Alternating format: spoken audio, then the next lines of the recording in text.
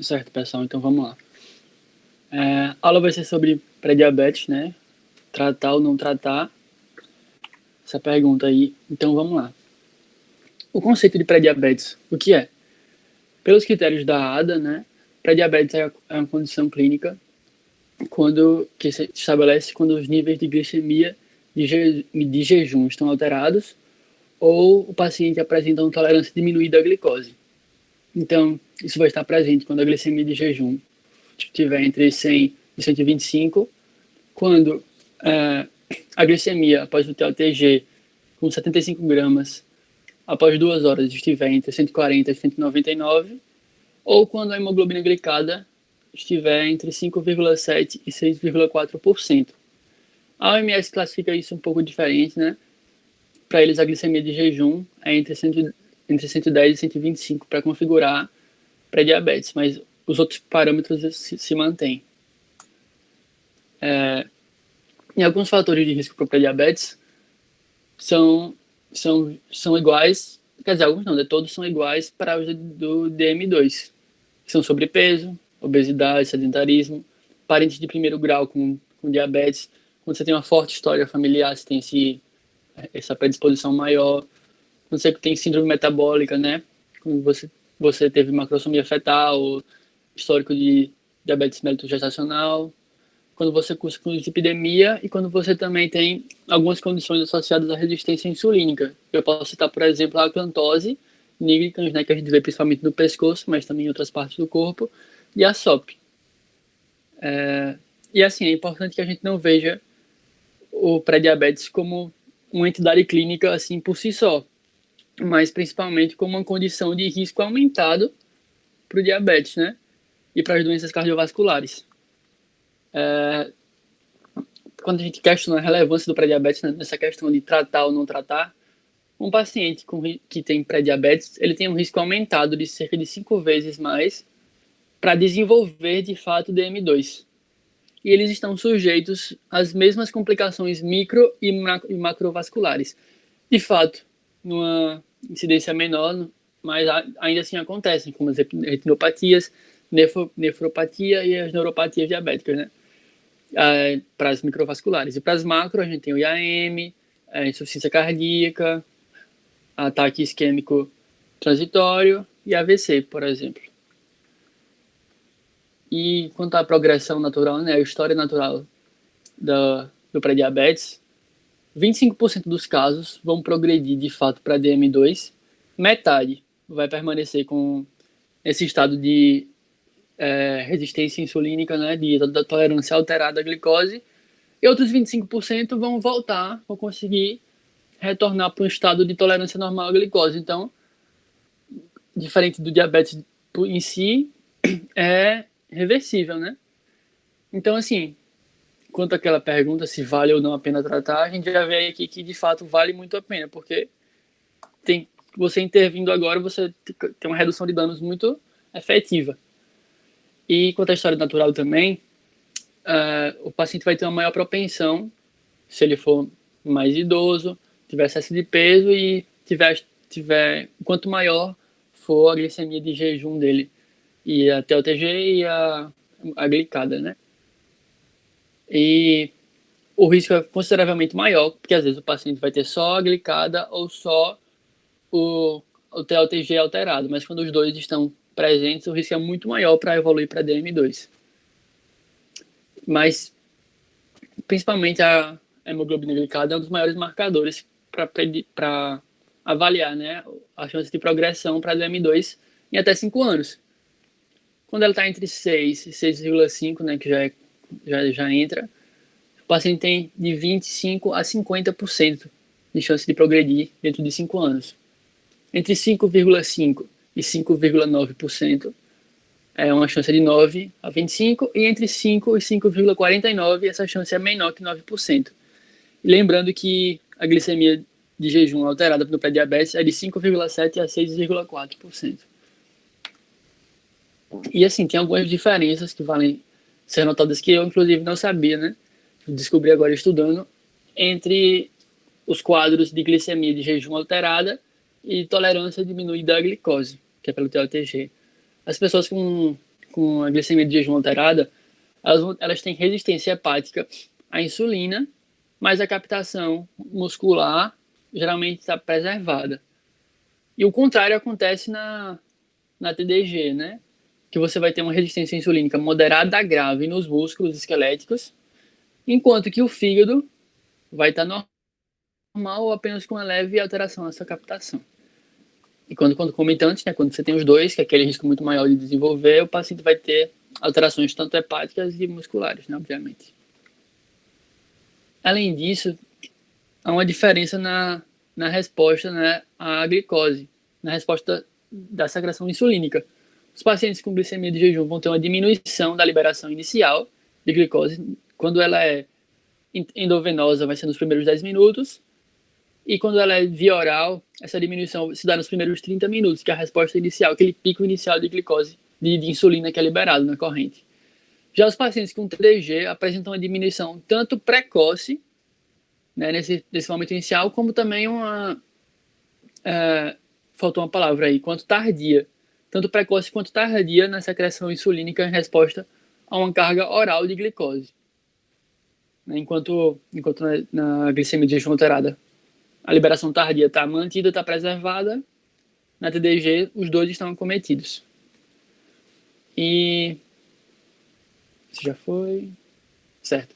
E assim, sobre as complicações micro e macrovasculares, o estudo EPIC, Norfolk, mostrou que um aumento de 1% na hemoglobina glicada, mesmo que dentro da faixa normal, associou-se a um aumento da mortalidade cardiovascular em 10 anos. Então, a gente vê a importância desse parâmetro, né, da taxa da glicada, para predizer o risco do paciente. E o estudo DPP mostrou que 7,9% dos indivíduos com pré-diabetes apresentaram retinopatia. Então a gente vê que esse quadro, essas complicações que são muito associadas à diabetes já acontecem desde cedo, desde o paciente que ainda está com pré-diabetes. Então, mais uma vez, reforça o porquê vale a pena tratar. E a Nephrology Monthly, em 2013, mostrou que 15,5% dos pré-diabéticos já apresentavam albuminúria. E assim, isso, né, a gente sabe que é uma parte bem importante, a microalbuminúria, porque se não controlada, isso vai evoluindo, e eventualmente o paciente chega na diálise, né? Tem que fazer hemodiálise e compromete muito a vida dele, então é uma coisa que a gente tem que intervir também quanto antes. E o tratamento, né? O principal fator de melhora, né, de reversão do pré-diabetes é, inquestionavelmente, a mudança no estilo de vida, né? A gente vai ter que ter uma ingestão, uma redução na ingestão calórica diária, atividade física semanal de no mínimo 150 minutos e uma redução de 5 a 10% do peso corporal do paciente. Essa perda de 5% cursa com uma melhora de até 30% na sensibilidade insulínica corporal total, então é muito relevante. E perdendo 5% do peso, a evolução de uma tolerância diminuída à glicose para DM2 decai 58%. Então, não é assim uma coisa de outro mundo o paciente perder 5 a 10% do peso. E a gente já vê que já tem um resultado significativo, né? Então, alguns estudos famosos eu trouxe aqui que avaliaram o impacto da mudança do estilo de vida na chance de evolução para DM2. O estudo do DPP mostrou que em 2 anos, com mudança de estilo de vida, teve uma diminuição de 58% na progressão para DM2. O FDPS mostrou uma redução de 42% nessa progressão, e o DATING na China mostrou uma diminuição de 46% na progressão para DM2.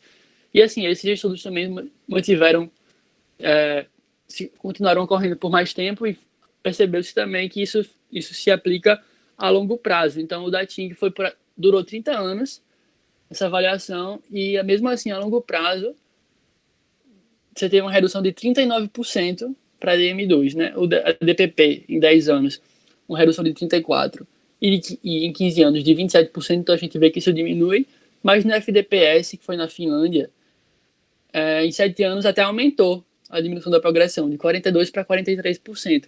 Isso tem muito a ver também com a população do estudo, né? Que tem as diferenças étnicas e tal. Se não me engano, o DPP, que é o Diabetes Prevention Program, foi nos Estados Unidos, e o FDPS na Finlândia, e o da China na China. E assim, além da MEV, a gente costuma também adicionar medidas farmacológicas, né? Que, dentre todas as opções, a que se destaca, e que é a primeira linha hoje em dia, é a metformina, porque a gente já tem comprovação de sua eficácia. Ela é uma droga segura, porque não cursa ou dificilmente cursa com hipoglicemia, né? E é uma droga de baixo custo. Então, o estudo do DPP mostrou que a metformina por si só levou a uma diminuição de 31% na progressão para DM2. A DPP associada à MEV mostrou uma diminuição de 58% para DM2, então a gente vê quão efetivo isso é. E a avaliação de 15 anos mostrou uma diminuição de 27% na progressão para DM2, ainda nesse estudo. E uma meta-análise maior mostrou uma redução de risco absoluto de 6% nessa progressão, de 5,3% no IMC, e ainda por cima mostrou que a metformina atua melhorando o perfil glicêmico de resistência insulínica e melhora o perfil lipídico do paciente, né? A gente sabe que a metformina atua estimulando a captação do corpo da glicose. Então, não é tipo uma sulfa da vida que vai fazer com que o paciente ganhe peso ou que tenha risco de hipoglicemia por se não se alimentar direito e tal.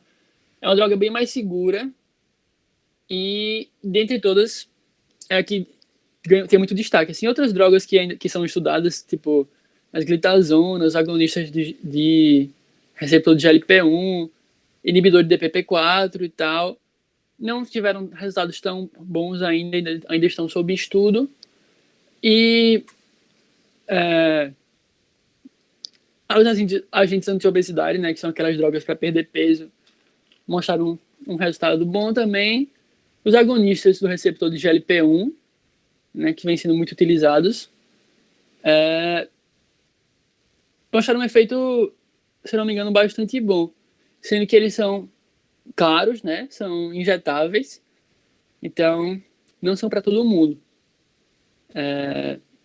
A insulinoterapia mostrou-se efetiva também, mas tem risco de hipoglicemia e também o paciente cursa com ganho de peso, né, então talvez não é tão interessante. Assim, a gente vê que tem várias abordagens, várias drogas, mas nenhuma se mostrou superior à combinação de mudança no estilo de vida e tratamento com metformina. E é isso, eu usei como referência a endocrinologia clínica do Vilar, 2021. E obrigado, pessoal, pela atenção.